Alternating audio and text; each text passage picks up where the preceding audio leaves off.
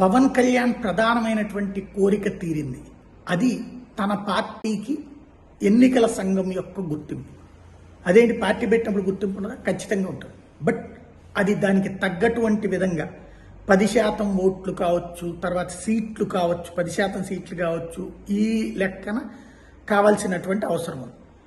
అది లేకపోవడం వల్ల ఏది 2014లో పోటీ చేయలేదు, 2019లో పోటీ చేసి ఒక్కటే గెలవటం, 6% లోపు ఓట్లు సాధించడం అన్నటువంటిది, వీటన్నిటి ఇంపాక్ట్ కారణంగా అన్రికగ్నైజ్డ్ పార్టీగా, ముందైతే అసలు పార్టీ పేరు ఉంటుందా గుర్తుంటుందా అన్నటువంటి స్టేజీ నుంచి కంటిన్యూ చేయగలిగారు. అది బీజేపీతో దోస్తీ కారణంగా తనకి ఆ గాజు గ్లాసు గుర్తు కావచ్చు, పార్టీ పేరు కావచ్చు, సింబల్ కావచ్చు, కంటిన్యూ అవుతూ వచ్చింది. అయితే శాశ్వతం కావాలంటే ఈ దఫా ఖచ్చితంగా ప్రూవ్ చేసుకోవాలి. ఈ టైం కూటమి జట్టు కట్టడం, జట్టు సందర్భంగా 21కి 21 సీట్లు గెలవటం, 2కి 2 పార్లమెంటు స్థానాలు గెలవడంతో ఇప్పుడు తనకి శాశ్వత గుర్తింపు లభించింది. ఇప్పుడు ఎన్నికల సంఘం ఆ విషయాన్ని ధృవీకరిస్తూ పార్టీకి లేఖ రాసింది.